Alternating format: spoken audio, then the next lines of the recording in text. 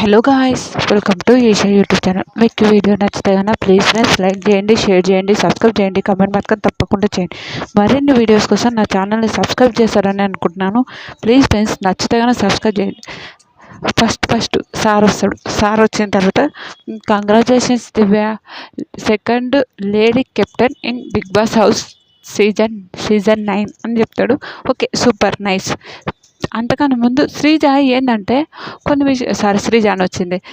దివ్య ఏం చేసిందంటే, దివ్య ఓకే భరణి గారి గేమ్ ఆమె గేమ్ ఈమెనే ఆడుతుందని అనిపిస్తుంది. ఎంతమందికి అనిపిస్తుందో ప్లీజ్ కమెంట్ చేయండి. నాకైతే భరణి గారి గేమ్ ఈ అమ్మాయి ఆడుతుంది, ఆమె గేమ్ ఈ అమ్మాయి ఆడుతుందని అనిపిస్తుంది. ప్లీజ్ నిజంగా భరణి గారికి సపోర్ట్ చేయొద్దని నన్ను చాలా రెస్పెక్ట్ రాతానంటే, కానీ ఆయన గేమ్ ఈమె వల్లనే పోయిందని ఆయన కూడా తెలుసు.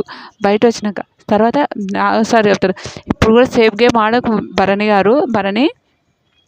మన ఈ ఇంట్లో ఒకటేసారి టైం ఉంటుంది, నీకు రెండోసార్లు వచ్చింది కూడా మన టైం అయిపోతుంటుంది, ప్లీజ్ ఆలోచించు గేమ్ ఆడానంటుంది.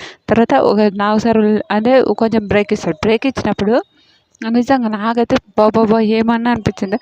ఏమంటారు, నా గేమ్ నేను చెప్తుంటాడు ఆమెకు, ఇది ఈ సిచ్యువేషన్ ఇది అంటే, మీరేంది మళ్ళీ ఇమాన్యుయల్తో మాట్లాడుతుంటే భరణి గారు ఏదంటారు, ఏంది నా మాట కూడా మాట్లాడినారా, మీరే మాట్లాడతారా అని మాట్లాడుతుంది. నాకు ఆడ నచ్చలేదు, నిజంగా వరస్ట్ అనిపించింది. ఎందుకు వరస్ట్ అనిపించింది అంటే, అరే ఆమెని ఏమన్నాడని అంత ఎందుకు అని అనిపించింది నిజంగా. అంటే ఆమెని ఏమన్నా పట్టించుకోవద్దు, ఏమనొద్దేమో అనే ఒపీనియన్ అనిపించింది నిజంగా. నాకైతే ఆ విధంగా అనిపించింది.